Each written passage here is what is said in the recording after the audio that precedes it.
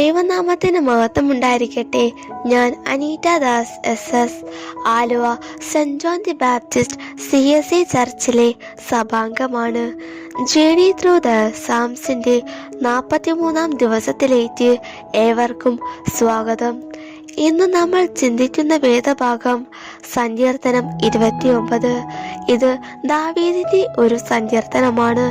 21-ാം സങ്കീർത്തനത്തിന്റെ 1 മുതൽ 11 വരെയുള്ള വചനങ്ങൾ പഠിക്കുമ്പോൾ നമുക്ക് കാണാൻ കഴിയുന്നത് ദൈവത്തിന്റെ ശബ്ദത്തിന്റെ ശ്രേഷ്ഠതകളെക്കുറിച്ചും ദൈവത്തിന്റെ മഹത്വവും ഭയങ്കരവുമായ പ്രവൃത്തികളെയും ഈ സങ്കീർത്തനത്തിൽ വിശദീകരിക്കുന്നു.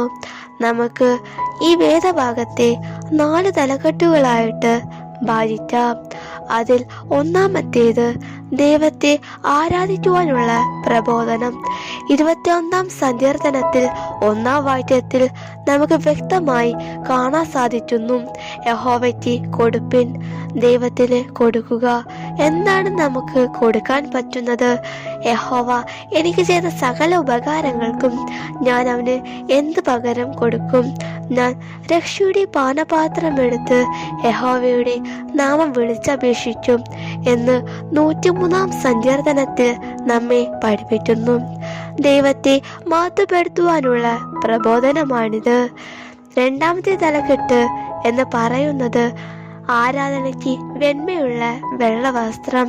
2-ാമത്തെ വചനത്തിൽ ദാവീദ് വ്യക്തമായിട്ട് ഓർമ്മിപ്പിക്കുന്നത് വിശുദ്ധ വസ്ത്രാലങ്കാരം ധരിച്ചുകൊണ്ട് ദൈവത്തെ ആരാധിക്കുക എന്നതാണ്. എന്നെ കേൾക്കുന്ന ദൈവജനമേ, നാം ഓരോരുത്തരും ദൈവത്തെ ആരാധിക്കുവാൻ ദൈവസന്നിധിയിൽ വരുന്നത് വിശുദ്ധ വസ്ത്രാലങ്കാരം ധരിച്ചായിരിക്കണം. 3-ാമത്തെ ഭാഗത്തിൽ നമ്മെ പഠിപ്പിക്കുന്നത് ദൈവശബ്ദത്തിന്റെ സവിശേഷതകളെ കുറിച്ചാണ്. 3 മുതൽ 9 വരെയുള്ള വചനങ്ങളിൽ നമുക്ക് കാണാൻ കഴിയുന്നത് യഹോവയുടെ ശബ്ദം എന്ന പദം 7 പ്രാവശ്യം ആവർത്തിക്കുന്നു. യഹോവയുടെ ശബ്ദം പെരുവെള്ളത്തിന്മീതെ ഇടിമുഴകുന്നു, ദേവദാരുകളെ തകർക്കുന്നു, ലെബനോനിലെ കാട്ടിൻ പോത്തിൻ കുട്ടികളെ തുളിക്കുന്നു, മരുഭൂമിയെ നടക്കുന്നു, മാൻപേടകളെ പ്രസവിക്കുമാറാകും. ഈ ദൈവശബ്ദം നമ്മുടെ ജീവിതത്തിലും വളരെയധികം രൂപാന്തരങ്ങൾ വരുത്തുന്നതിന് ശക്തി ഉള്ളതാണ്. 10-ാം വചനത്തിൽ ജലപ്രളയത്തിന്മീതെ ദൈവം ഇരുന്നു, അന്നേറ്റും ദൈവം രാജാവായി ഇരുത്തുന്നു എന്ന് വായിക്കുന്നു. ദൈവത്തിന്റെ പ്രവൃത്തി ഇന്നും വ്യാപാരിക്കുന്നു എന്ന് മനസ്സിലാക്കാനായിട്ട് നമുക്ക് ഈ വചനത്തിലൂടെ സാധിക്കുന്നു.